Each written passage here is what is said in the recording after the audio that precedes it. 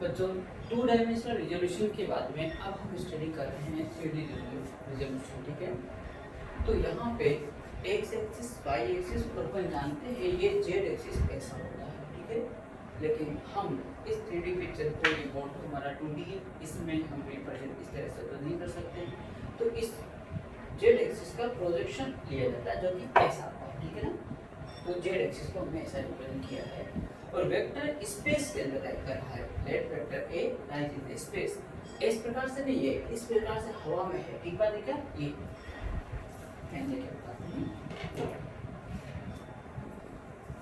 ये vector space में है इस तरह से, ठीक है। तो ये vector a let x axis से ये एंगल अल्फा बना रहा है, वाई एक्सिस से एंगल बीटा बना रहा है और जेड एक्सिस से ये गामा एंगल बना रहा है, ठीक है ना, इस तरह से। So you can resolve this vector A in terms of I cap, J cap, K cap.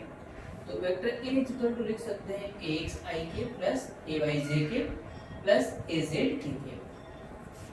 And magnitude of vector A लिखना होगा तो हम I अंडर रूट लेंगे बच्चों। पता है आपको I cap का कोएफिशिएंट कौन है, बोलो ax का स्क्वायर प्लस j cap की कोएफिशिएंट ay का स्क्वायर प्लस के का कोएफिशिएंट जो भी होगा az का स्क्वायर। हमने बता रखा है कि अगर यहाँ माइनस साइन होगा तो यहाँ पर आप माइनस नहीं लगाएंगे, ब्रैकेट के अंदर ही लगाएंगे, तो उसका स्क्वायर भी माइनस का स्क्वायर भी अगले स्टेप पे प्लस ही आएगा, ठीक है।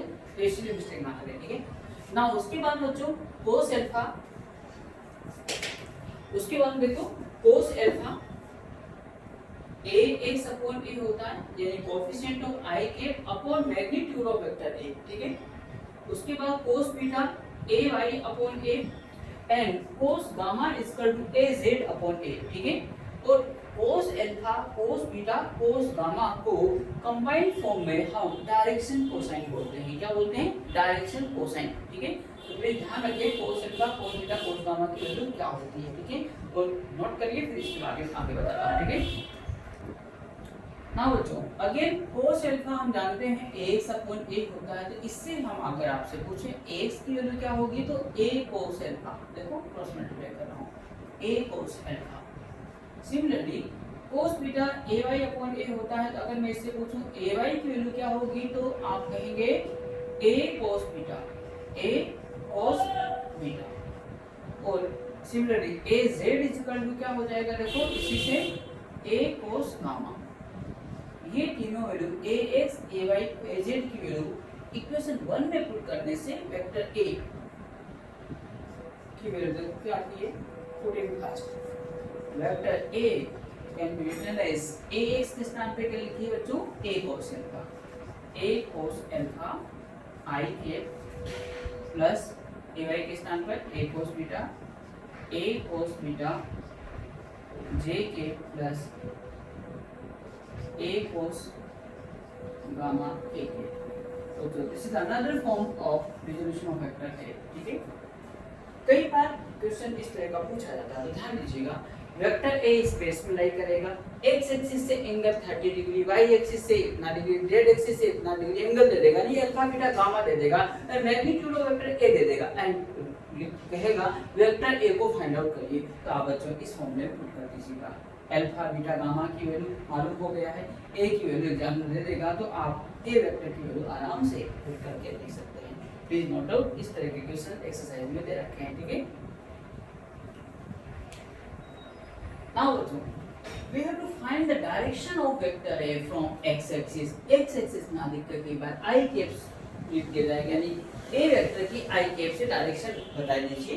डायरेक्शन बताने का मीनिंग हमने बताया था कि एंगल बताना, ठीक है। तो यहाँ पर इनके बीच का एंगल क्या है बोलो, अल्फा। तो हम अल्फा फाइंड आउट करेंगे। कोस अल्फा इक्वल टू हम जान चुके थे ax अपॉन a प्रीवियस फॉर्मूले से, अल्फा विल बी क्या है, cos inverse ax upon a। तो ये अल्फा आपने कैलकुलेट करके बता दिया, यानी आपने क्या बता दिया, डायरेक्शन ऑफ वेक्टर है फ्रॉम एक्स एक्सिस बता दिया, ठीक है ना जी हाँ। इस अल्फा को ये बोलेंगे। दूसरा पॉइंट आ रहा है बच्चों, ठीक है ना। Direction of vector A from Y axis, y axis ना बोल के जे के लिख दीजिए, एक ही बात है, वो उसका मतलब है बीटा कैलकुलेट करना है। सो फर्स्ट कोस बीटा आप मालूम करिए, a y upon a, and उसके बाद बच्चों बीटा बता दीजिए, beta is equal to cos inverse a y upon a. और सिमिलरली अगर direction of vector A from Z axis पूछ लिया जाए और के तो गामा पूछा है डायरेक्टली, तो कोस गामा लिखिए ए जेड अपॉन ए और gamma will be cos inverse a z upon a. बच्चों ये जो आपने अल्फा बीटा और गामा प्राप्त किया है, these are the direction of vector A from x axis, y axis and z axis respectively, ठीक है। तो ये अल्फा बीटा गामा बताने का मतलब है आपने डायरेक्शन बता दी है, और यूज कौन आ रहा है बोलो, कोस alpha cos beta cos gamma को यूज करके अपने डायरेक्शन बता दिया है, ठीक है ना, किसकी, वेक्टर ए की। इसीलिए कोस alpha cos beta cos gamma को डायरेक्शन कोसाइन बोला जाता है बच्चों, ठीक है। तो नोट कर लीजिए दो चीजें अच्छे से रखना, कोस alpha cos beta cos gamma पूछे तो आपको जवाब देना है क्या है, ये डायरेक्शन कोसाइन है, ठीक है। लेकिन हमें केवल direction of vector A from x axis from Y axis from Z axis पूछे तो आपको क्या बताना होगा, बताओ, अल्फा बीटा या गामा बताना होगा, ठीक है ना, तो ध्यान रखिएगा, नोट करिए। नाउ बच्चों we know that a is equal to under root ax square plus ay square plus az square, हमने स्क्वायरिंग कर दिया बहुत सारे, तो यहाँ a square is equal to ax square plus ay square plus az square आ गया, ठीक है। we know that हम यहाँ ये भी जानते हैं कि ax की वैल्यू भी थोड़ी देर पहले भी सीखी थी, a cos alpha, ay is equal to a cos beta and az is equal to a cos gamma। बच्चों ax ay az की वैल्यू यहाँ पर पुट कर देते हैं हम इसी क्वेश्चन में, ठीक है। यहाँ पुट करने से हमको ये रिजल्ट फाइनली मिल रहा है cos square alpha plus cos square beta plus cos square gamma is equal to 1। ये रिजल्ट बहुत इंपॉर्टेंट है, आपको हमेशा याद रखना होगा, वेरी इंपॉर्टेंट, ठीक है ना। और कई बार एग्जाम में डायरेक्ट पूछा हुआ है रिजल्ट, ठीक है ना। तो we can say so sum of square of direction cosine is always 1, ठीक है। मतलब वही cos square alpha plus cos square beta plus cos square gamma is equal to 1, ठीक है। प्लीज नोट करिए, फिर इसके नेक्स्ट पॉइंट पे समझाता हूँ, एक और इंपॉर्टेंट पॉइंट है। अगेन बच्चों हम लोग जानते हैं, अभी भी जान मालूम कर चुके हैं, cos square alpha plus cos square beta plus cos square gamma is equal to 1। Next step हम इस cos स्क्वायर अल्फा cos का बीटा cos का गामा को चेंज कर रहे हैं in terms of sin square alpha. तो हम जानते हैं यहाँ पे sin square alpha plus sin cos square alpha equal to 1 होता है, तो cos स्क्वायर अल्फा की वैल्यू क्या लिख सकता हूँ, 1 माइनस sin स्क्वायर अल्फा, ठीक है।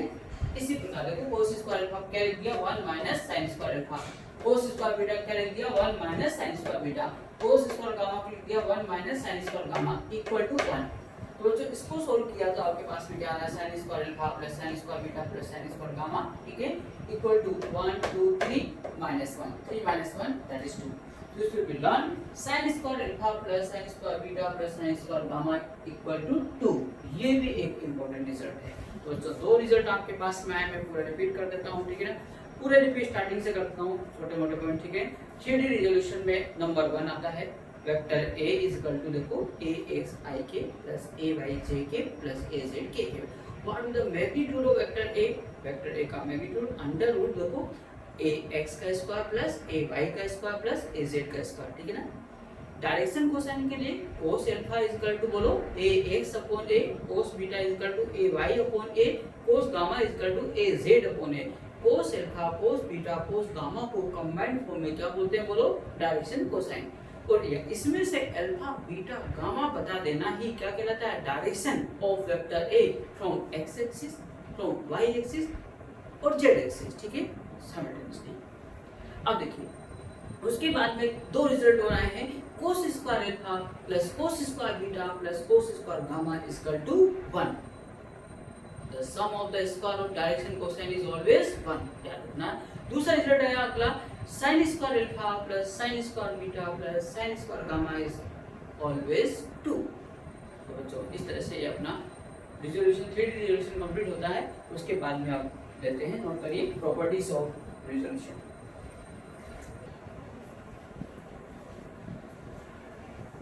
अब बच्चों प्रॉपर्टीज ऑफ वेक्टर रेजोल्यूशन में देखो, the vector can be resolved into infinite number of components, मतलब एक वेक्टर को हम इनफाइनाइट कंपोनेंट कर सकते हैं वेक्टर के। कैसे? Vector a equal to 10 ik equal to ik plus ik plus ik 10 times 10 बार में इसको तोड़ सकते हैं, ठीक है। और इसी प्रकार i/2 होगा बच्चों 20 टाइम्स, ठीक है, and so on i/4 i/4 40 times. इस तरह से मैं इनफाइनाइट कंपोनेंट कर सकता हूं किसी वेक्टर के, ठीक है। तो प्लीज नोट करिए इसको।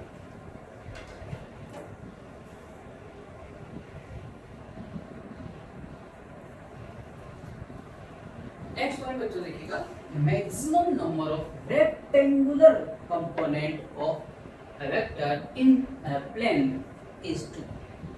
अगर कोई वेक्टर प्लेन में लाई कर रहा हो, ठीक है, प्लेन में लाई कर रहा हो, जैसे ये x y प्लेन ये वेक्टर है, इसके रेक्टेंगुलर कंपोनेंट दो होंगे, एक x एक्सिस के लंब, दूसरा y एक्सिस के लंब, ठीक है।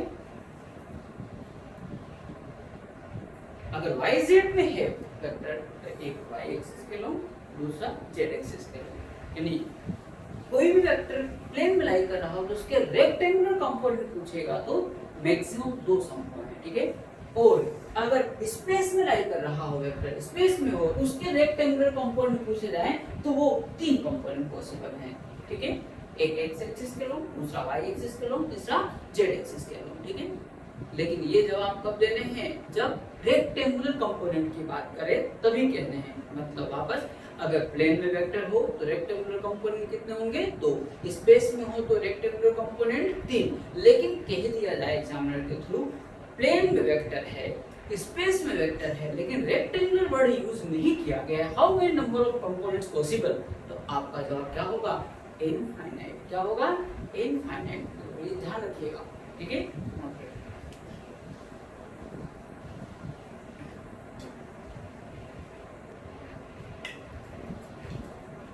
नेक्स्ट प्रॉपर्टी बच्चों देखिएगा, a vector is independent of orientation of axis। मतलब कोई वेक्टर ये है, ये एक्सिस के ओरिएंटेशन पे डिपेंड नहीं करता है, but there components depends orientation of axis, लेकिन उसके कंपोनेंट डिपेंड्स करते हैं। कैसे? देखिए, समझिए। ये वेक्टर ए है बच्चों, ये x एक्सिस, ये y एक्सिस, ये थीटा एंगल बना रहा है। अब इस के एक्सिस के ओरिएंटेशन मतलब एंगल को हम चेंज कर देते हैं। एक्सिस ये x जैसे यहाँ आ गया, y जैसे यहाँ आ गया।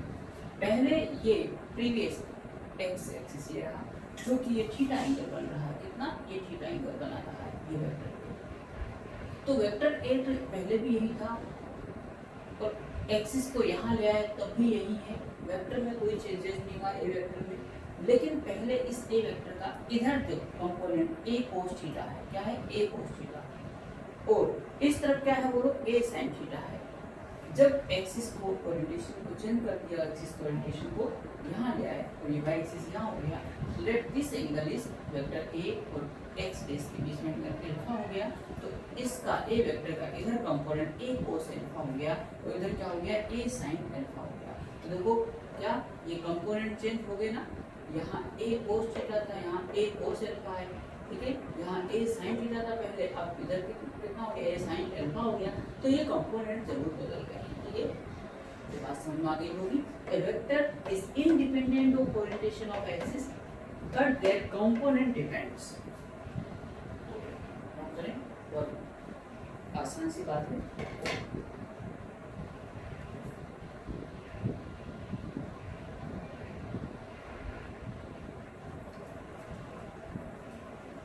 नेक्स्ट बच्चों,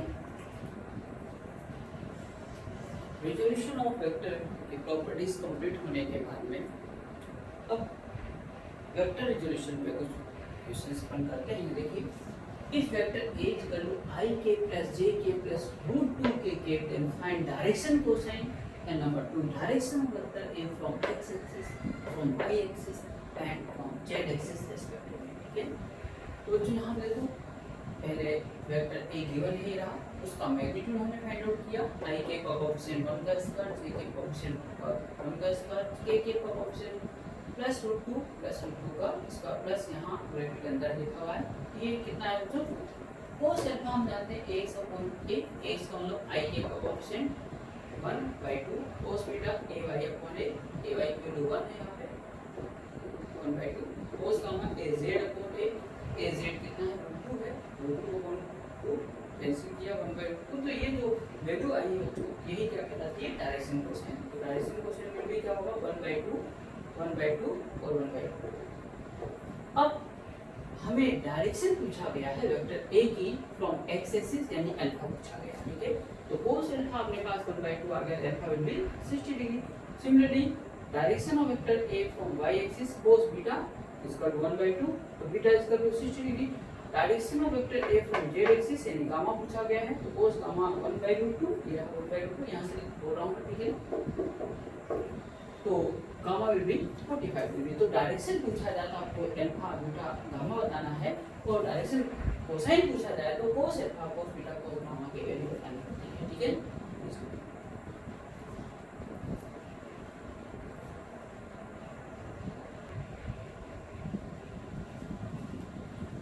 देखिए बच्चों ये बहुत ही आसान सा क्वेश्चन है।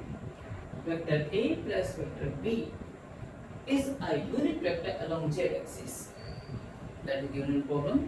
If vector A is equal to this, then find the vector B. बच्चों ATP according to problem यहाँ पे given है A vector plus B vector is a unit vector along z axis equal to unit vector along z axis क्या होता है I cap J cap K cap क्या होता है, जी हाँ बिल्कुल सही K cap, ठीक है। तो इक्वल टू K cap लीजिए। अब वेक्टर ए की वैल्यू प्रॉब्लम में गिवन है, ठीक है। लिखो 2i माइनस जे के प्लस के प्लस वेक्टर बी अपनी जगह है equal to K and we have to find the value of vector B.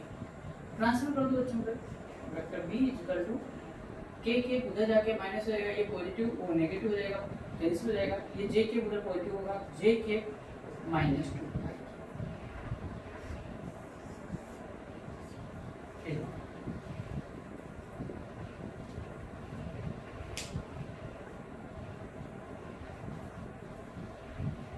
तो बच्चों इस प्रकार से हमारा रिजोल्यूशन ऑफ वेक्टर कंप्लीट होता है, और आप इसको वीडियो को एक बार और वापस देखें, ठीक है। हर बात को बहुत अच्छे से ध्यान से सुने और जो क्वेश्चंस कराएं उनको बहुत अच्छे से समझें, ठीक है। तो फिर सभी क्वेश्चंस आप ट्राई कर सकते हैं, सभी क्वेश्चंस बन जाएंगे। नेक्स्ट क्लास में अपन डॉट प्रोडक्ट और क्रॉस प्रोडक्ट की बात करेंगे।